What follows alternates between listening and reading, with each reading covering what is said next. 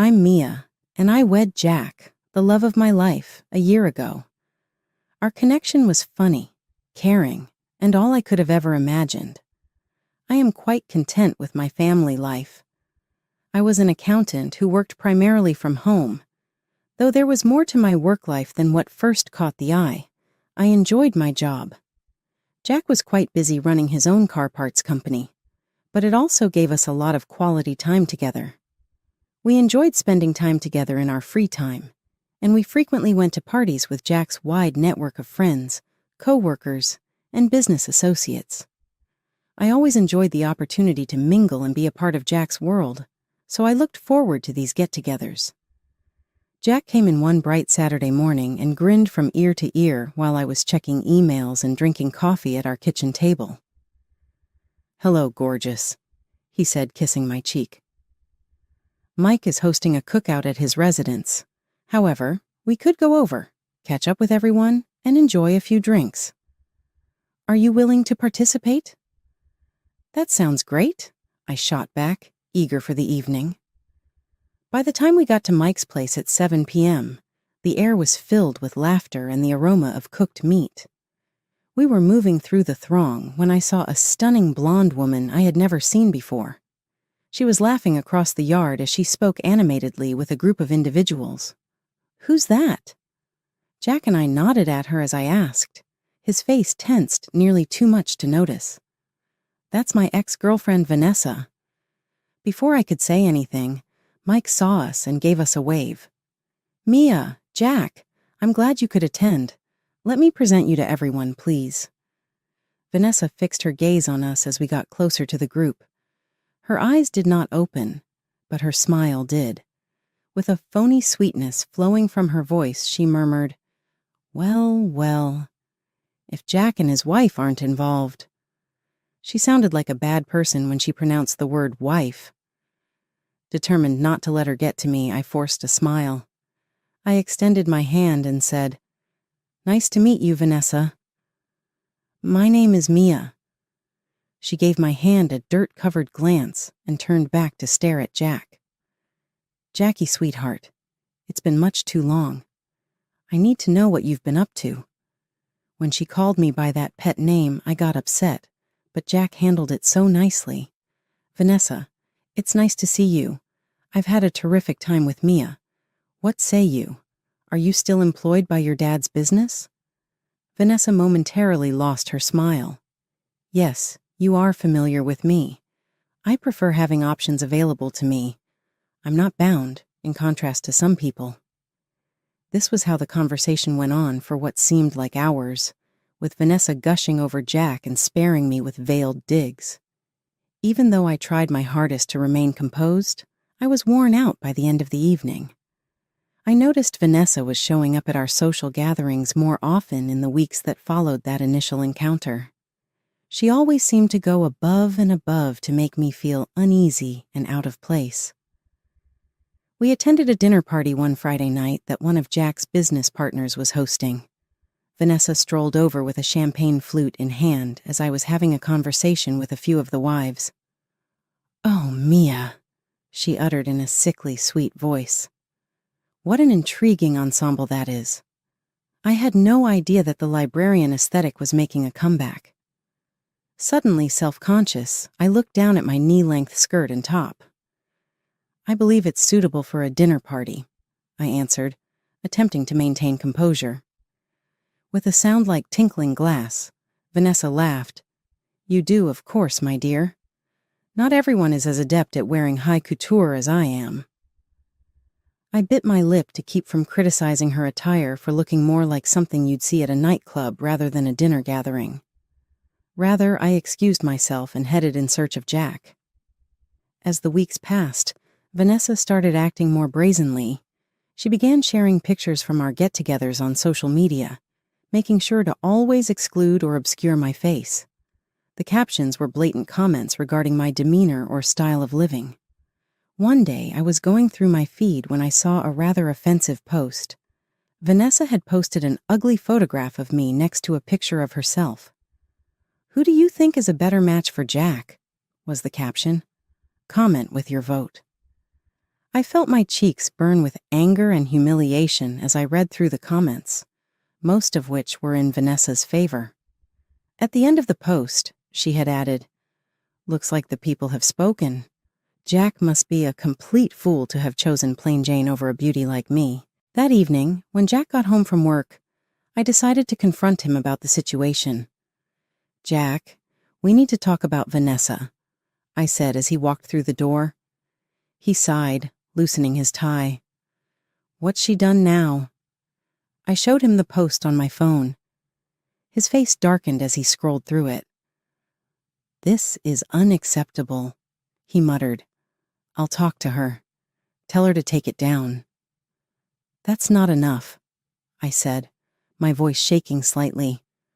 "I want you to tell her to stay away from us. I don't want her at our parties anymore." Jack ran a hand through his hair, looking uncomfortable. "Mia, I can't do that. She's the daughter of an important business partner. I can't just ban her from social events." "So what? I'm just supposed to put up with her bullying me?" I asked, my voice rising. "Of course not," Jack said, pulling me into a hug. "Look, I'll talk to her, make it clear that this behavior isn't okay, but you have to understand, I can't completely cut her out without risking my business relationships." I pulled away from him, frustration building inside me. "And what about our relationship, Jack? Doesn't that matter?" "Of course it does," he said, looking hurt. "You know you're the only one I love. The past is in the past. I chose you, remember?" His words should have comforted me, but I couldn't shake the feeling that this was only the beginning of our problems. As I went to bed that night, I couldn't help but wonder, was our perfect life starting to crack at the seams? As the weeks passed, Vanessa's behavior became increasingly brazen. At every party or gathering, she seemed to make it her mission to get under my skin and closer to Jack. One particularly memorable evening, we were at a cocktail party hosted by one of Jack's colleagues. I had chosen a simple but elegant black dress for the occasion, feeling confident and comfortable. That feeling didn't last long. Vanessa sauntered into the room wearing a skin-tight red dress that left little to the imagination. Her eyes locked onto Jack immediately, and she made a beeline for us. "Jack, darling," she said, completely ignoring my presence. "You look absolutely dashing tonight." Before either of us could respond, she placed her hand on Jack's arm, stroking it lightly. "Care to dance with me for old time's sake?" I felt my blood begin to boil, but Jack smoothly extricated himself from her grasp. "Thanks, Vanessa, but I'm here with my wife. Maybe another time." As we walked away, I couldn't help but feel a small thrill of victory, but it was short-lived. Throughout the night, I watched as Vanessa made repeated attempts to get Jack alone. She'd call him over to discuss business or ask him to help her with some contrived problem. To his credit, Jack rebuffed her advances each time, always making sure to include me in the conversation or quickly returning to my side. But the constant attention was wearing on both of us. The next few weeks did not bring the desired relief. Vanessa's attempts to undermine our relationship became more frequent and more public. She'd post provocative comments on Jack's social media, always with a reminder of their shared history. At parties, she'd loudly reminisce about their time together, pointedly excluding me from the conversation. But it was at our friend Tom's birthday party that things really came to a head. Vanessa arrived fashionably late, wearing a dress that looked more appropriate for a red carpet than a backyard barbecue. As she made her entrance, she locked eyes with me and smirked. "Oh, Mia," she called out, her voice dripping with false concern. "You poor thing. Didn't you get the memo? This isn't a library book club meeting." Laughter rippled through the crowd, and I felt my cheeks burn with embarrassment. Jack, who had been chatting with some colleagues, quickly made his way to my side. "That's enough, Vanessa," he said, his voice low and angry. "You need to stop this childish behavior." Vanessa's eyes widened in mock innocence. Why, Jack, I'm just trying to help. Someone needs to show your little wife how to dress for these events. Before Jack could respond, I felt something cold and wet seep through my clothes. I looked down in shock to see red wine spreading across the front of my dress. Vanessa stood before me, empty glass in hand, her face a picture of faint remorse. "Oh, no," she gasped. "How clumsy of me. Although, to be honest, that stain is an improvement on that dreadful outfit." The party fell silent, all eyes on us. I stood there, wine dripping from my clothes, feeling humiliated and angry. But as I looked at Vanessa's smug face, something inside me snapped. "You know what, Vanessa?" I said, my voice steady and clear. "I'd rather wear this stained dress than spend another minute pretending to be civil with you. Your behavior is pathetic and embarrassing. If you'll excuse me, my husband and I are leaving." I turned to Jack, who was staring at Vanessa with a mixture of shock and disgust. "Let's go home," I said as we walked towards the exit. I heard Vanessa's shrill voice behind us. "Jack, darling, don't go. Stay, and I'll take good care of you." Jack didn't even turn around. He put his arm around me and said loudly enough for everyone to hear, "The only person I want taking care of me is my wife. Goodbye, Vanessa." As we drove home in silence, I couldn't help but feel that a line had been crossed. Vanessa had shown her true colors, and there was no going back. One sunny morning, Jack came into our bedroom with a serious expression on his face. "Mia, I have to go on a business trip," he explained. "It's important for the company. I'll be gone for about a week." I nodded, trying to ignore the slight twinge of unease in my stomach. "Okay. When do you leave?" "Tomorrow morning," he replied. "I'm sorry for the short notice. It came up suddenly." I forced a smile. "It's fine. I understand. Your business is important." The next day, Jack left for his trip, and I found myself alone in our house. The week passed slowly, with me buried in work to distract myself from the emptiness of the house. On Friday evening, my phone rang. To my surprise, it was Vanessa. "Mia, darling." Her sickeningly sweet voice came through the speaker. "I'm organizing a little get-together tonight, just a small group of 8. I'd love for you and Jack to come." I hesitated. Jack's out of town on business, actually." "Oh, what a shame," Vanessa said, not sounding disappointed at all. "But you should still come. It'll be a great chance for us to bury the hatchet, start fresh. What do you say?" Every instinct told me to refuse, but a part of me was curious. "I'm not sure," I said hesitantly. "Oh, come on," Vanessa pressed. "It's at El Chateau. You know the place, right? Very exclusive. It'll be fun, I promise." At the mention of El Chateau, I felt a smile tug at my lips. "All right," I said, making a split-second decision. "I'll be there." "What time?"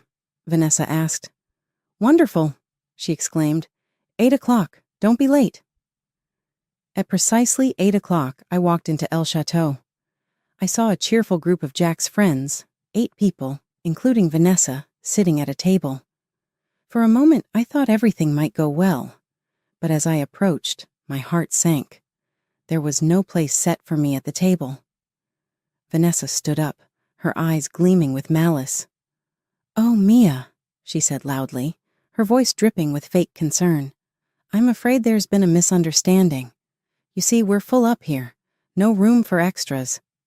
She twirled, showing off her designer dress. "This is a place for people who belong, Mia.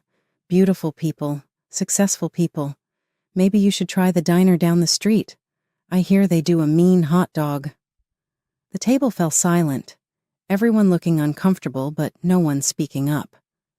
I laughed, genuinely amused by Vanessa's pathetic attempt at humiliation. Then I turned and called out, "Excuse me, could I speak to the restaurant manager, please?" The restaurant manager approached our table, his demeanor professional and courteous. "Is there a problem here?" he asked, looking between Vanessa and me. Before Vanessa could speak, I smiled at the manager. No problem at all. I was just wondering if I could join this lovely group for dinner. The manager smiled kindly at me. Of course, madam. Let me get you a comfortable chair right away.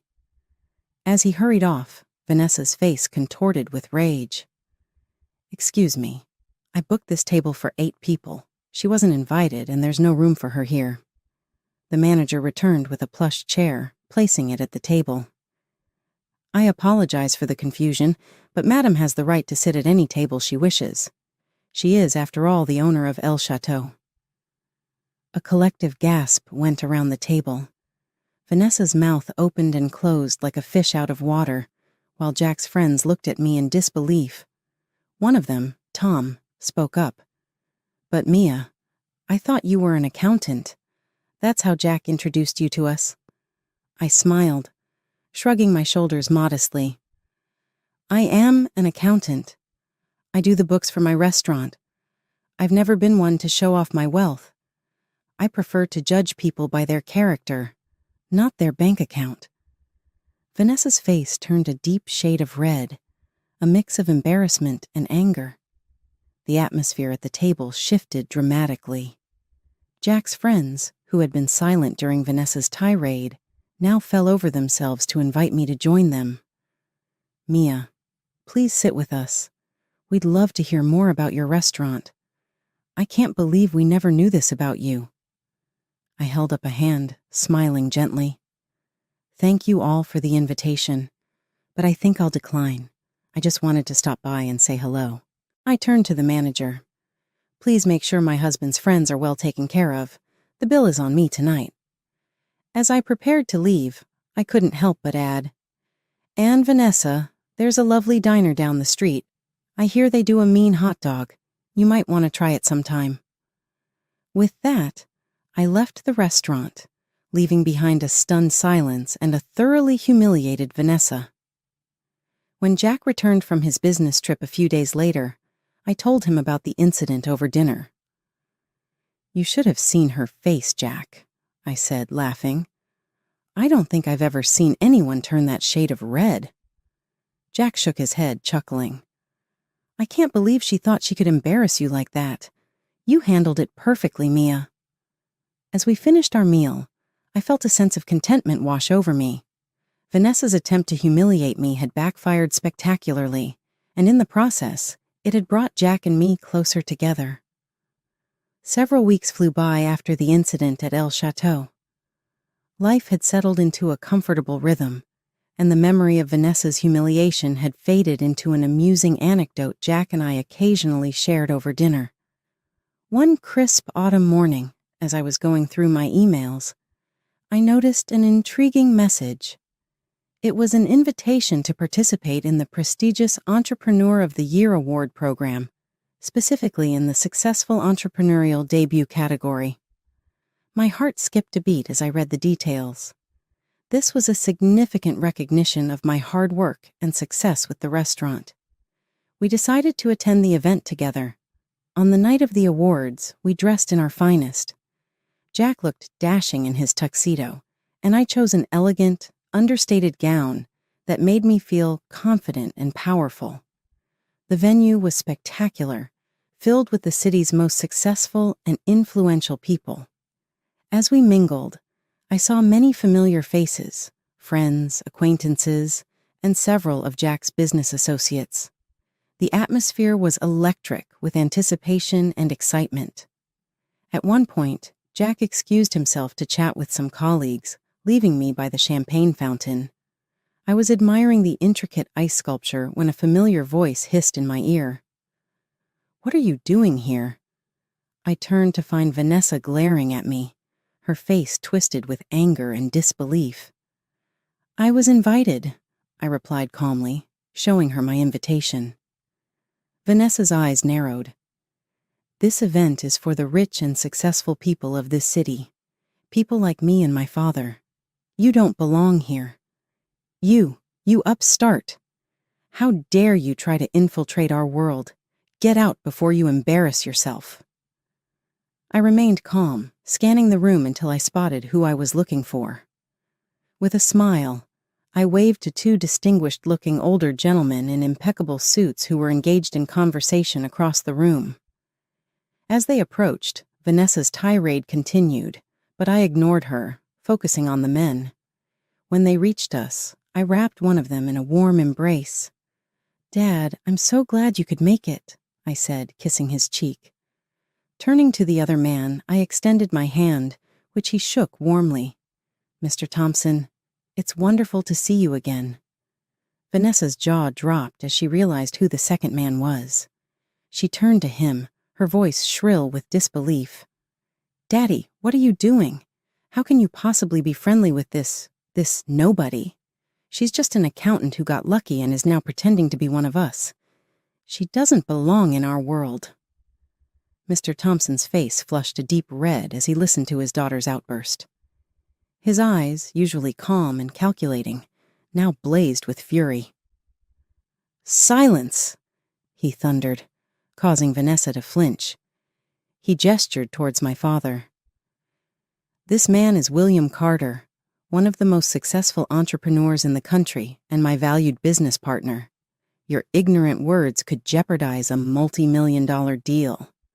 Vanessa's eyes widened in shock, but instead of backing down, she doubled down on her tirade. "Then cancel the deal, Daddy. We don't need to do business with her family. They're beneath us." Mr. Thompson's face reddened with rage. Red spots appeared on his cheeks and forehead. His voice rose to a shout, causing heads to turn throughout the ballroom. "That's enough. Your behavior is inexcusable." He jabbed a finger at Vanessa. "From this moment, you're cut off. No more allowance, no more credit cards, and that luxury apartment you're so fond of. Consider yourself evicted." Vanessa's mouth gaped open in disbelief as her father turned to us, his tone suddenly apologetic. "Mr. Carter, Mia, please accept my deepest apologies for this disgraceful scene." "Vanessa," he snapped, turning back to his daughter. "Leave immediately. You've proven yourself unworthy of being here."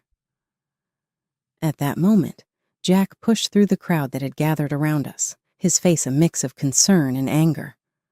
"What's going on here?" he demanded. Before anyone could respond, he caught sight of Vanessa and shook his head in disgust. "I should have known. Now I remember exactly why I broke up with you, Vanessa. You never learned how to behave in polite society." Vanessa's composure finally cracked. Tears began to stream down her face, leaving trails of mascara in their wake. "Daddy, please," she sobbed, reaching for Mr. Thompson's arm. "I'm sorry. I didn't know. Please don't do this." But Mr. Thompson shrugged off her grasp. "I have business to discuss with my partners," he said coldly, turning his back on her. "Goodbye, Vanessa." As Mr. Thompson walked away with my father, Vanessa stood alone in the middle of the ballroom, her shoulders shaking with sobs, mascara streaking her cheeks. The crowd around us slowly dispersed, leaving her isolated in her humiliation. The remainder of the evening seemed to fly by.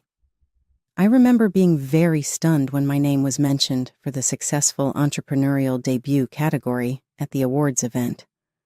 I saw Jack and my father in the audience as I accepted the medal. With a proud smile on their faces, they stood up and began to clap enthusiastically. Their excitement was contagious, and I experienced a wave of happiness and achievement. The weeks after the awards ceremony found life settling into a comfortable new routine. The golden figurine became a discreet memento of that memorable evening and was placed on our mantelpiece. Jack and I still went to parties with his friends and business partners, but these got much better without Vanessa's poisonous influence. There was more genuine talk, a lighter environment, and more regular laughter. One evening, when I was putting on my earrings, Jack approached me from behind as we prepared for yet another social gathering. He put his arms around my waist and remarked, "You know, I've noticed how much more fun these parties have become lately." I gave him a smile in the mirror. I had the exact same thought just now. It's incredible how the absence of one person can alter the dynamics completely. Jack gave a contemplative look as he nodded. Speaking of absence, have you heard anything about Vanessa lately? I gave a head shake. Not really. She appears to have entirely disappeared.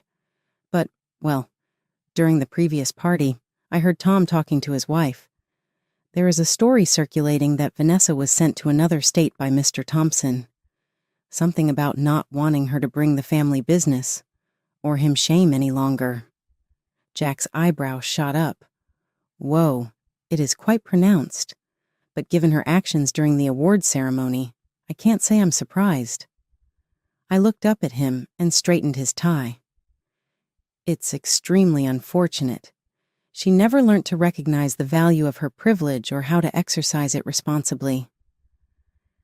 I thought back on how much my life had changed in the last year as we traveled to the celebration, from the difficulties with Vanessa to the unexpected acknowledgement of my commercial skills. My bond with Jack had only gotten stronger despite the chaotic things that had occurred.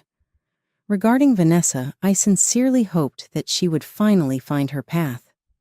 Everyone deserves the opportunity to develop and become a better version of themselves after all. Who knew?